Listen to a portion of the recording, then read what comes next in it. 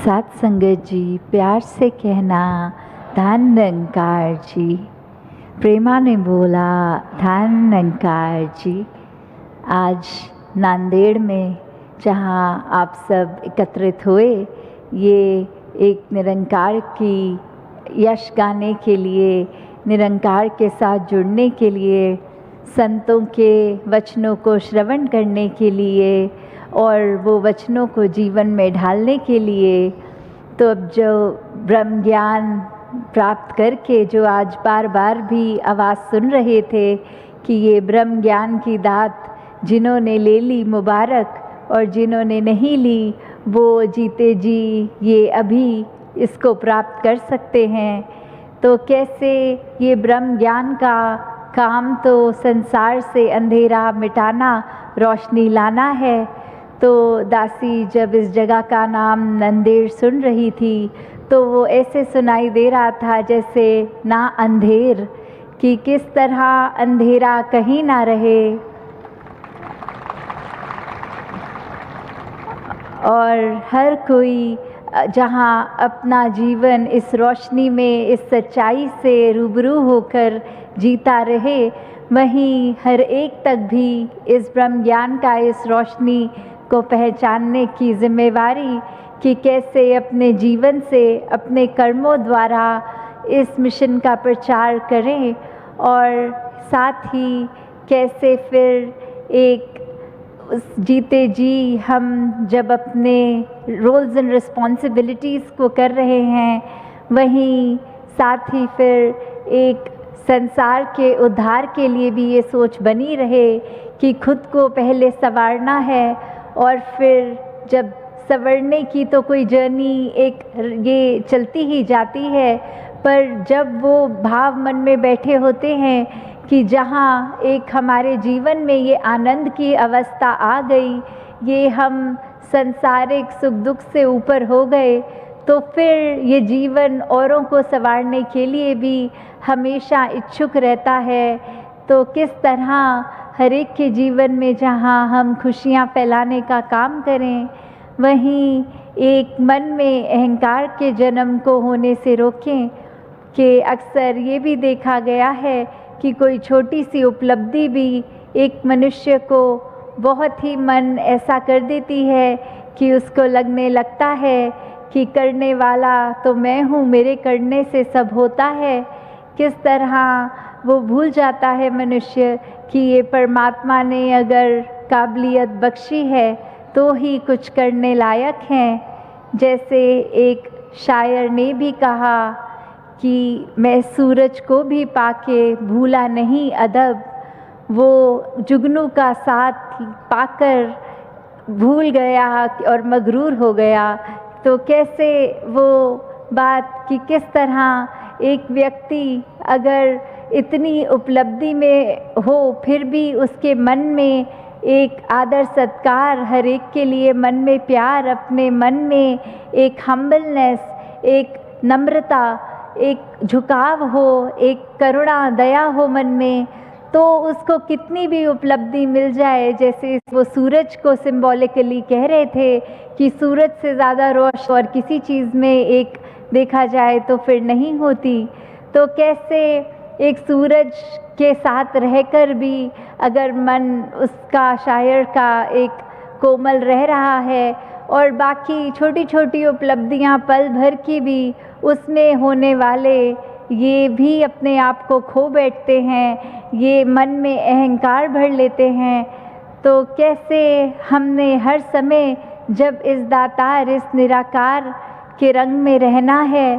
तो मन में फिर एक भक्ति का रंग चढ़ता है। ये पक्का रंग होता है, ये कभी कुछ समय का नहीं, ये हमेशा के लिए जब तक सांसें हैं फिर इस परमात्मा ने मन में बसना है। और चाहे हम कोई भी कार्य कर रहे हों, ये सदैव दिल में अपना एहसास बनाए रखता है। और कैसे फिर हर कार्य सहज में हो जाता है, फिर कोई अच्छे कर्म करके वो क्रेडिट हम अपने ऊपर नहीं लेते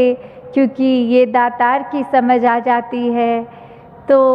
कैसे हम जब ये जुड़ जाते हैं इस दातार से तो वो फ़र्क भी जो बात होती है कि जिस तरह उदाहरण एक बारिश की बूंद जब सागर पे पड़ती है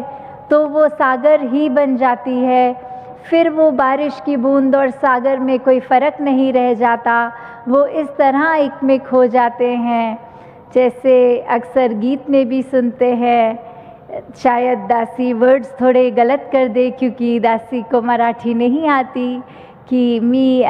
देवाचा, कुछ ऐसा ही होता है कि सत्य में हम है, एक देव मेरा है, मैं देव की हूँ। और कैसे ये एकमिक वाले भावना, तो कैसे हर कोई एक जब मान लेता है कि परमात्मा और मुझ में कोई फ़र्क नहीं, तो फिर एक ही हो जाते हैं। जैसे हम कहते भी हैं कि ब्रह्म ज्ञानी आप निरंकार, कि जब एक शरीर के अंदर चाहे ये आत्मा इस परमात्मा की अंश होकर भी फिर भी ये एक ही बन जाती है, परमात्मा ही होते हैं ब्रह्मज्ञानी, कोई फ़र्क नहीं रहता। ये ऐसे ही हमने हर समय जब रहेंगे इस परमात्मा के साथ, तो फिर अपने एक भाव को कि कुछ अहमियत खुद को जहाँ हमारे दिमाग में स्वयं बन जाती है, वो एक धीरे धीरे दूर हो जाती है। कैसे संसार में फिर हर एक से ये दिल प्रेम करता है, नफ़रत नहीं करता। कैसे फिर एक वो बात आ जाती है कि हम जब आए हैं तो कुछ ऐसा करके जाएं कि जब इस ज़माने से रुखसत होंगे तो जो भी हमारे जान है वो ऐसा सोचे हमारे बारे में कि ये इंसान कितना अच्छा एक वाकई ही मनुष्य था, जो मानवीय गुणों से भरा था, हर एक के लिए अच्छा करने की कोशिश, हर एक के लिए जहाँ एक उपस्थित हो सकते थे हुए, हर एक को आराम देने का प्रयत्न ज़िंदगी भर रहा। तो कैसे जब बस परमात्मा से जुड़ जाते हैं तो फिर ये कुछ ज़बरदस्ती करने की कोशिश नहीं रहती, ये मनुष्य स्वयं परमात्मा ही अपने एहसास में रखकर वैसा ही हो जाता है परमात्मा जैसे, और सब अच्छे सोच अच्छे कार्य एकदम फ्लो में होते जाते हैं, एक सहजता में होते जाते हैं। तो कैसे हर कोई जहाँ एक ये सोचता है कि हम क्या एक छोटे से ही इंसान हैं, हम क्या संसार में कोई बदलाव ला सकेंगे, तो वो बदलाव जहाँ खुद से कर लिया तो फिर एक बहुत ही आसान है संसार में एकत्व ला, क्योंकि इस निराकार के साथ जुड़ के जब हो गए तो हम खुद ही एक बन गए और फिर ये एकता ही हर जगह रहेगी। तो कैसे एक अपने साथ परमात्मा को जोड़ के पूरा ही ब्रह्मांड अपना हो जाता है, फिर मनों में नफ़रत नहीं है किसी के लिए। तो कैसे जब हम एक दूसरे के साथ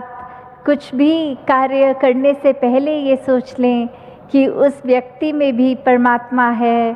तो मन से स्वयं ही ये अच्छाई ही निकलती है उसके प्रति भी। तो जैसे एक उदाहरण भी कि कैसे हम कहीं बार जीवन में फिर ये लगाम इस परमात्मा के हाथ में छोड़ नहीं देते कि हम वो सोचते हैं कि परमात्मा तो सहूलत के लिए है। जैसे एक वो होता है कि एक टायर पंचर होगा तो एक स्पेयर टायर गाड़ी में रखा होता है कि जब ज़रूरत पड़ेगी तो उसका प्रयोग होगा। तो हम जीवन में भी जब परमात्मा को उस तरह बना देते हैं कि सिर्फ कोई कष्ट के समय कोई चीज़ की लालसा के लिए ही परमात्मा को याद किया जाए, तो फिर एक पूर्ण भक्ति तो वो नहीं है। कैसे फिर एक ये ही नहीं पता चलता कि हम सोच तो रहे हैं, मुंह से बोल भी रहे हैं कि ये परमात्मा के रंग में ही है, हमने अपने आप को समर्पित कर दिया है परमात्मा के लिए, एक मन हमारा अर्पित है। तो कैसे जब ये मुंह से तो बोला जा रहा है पर हाल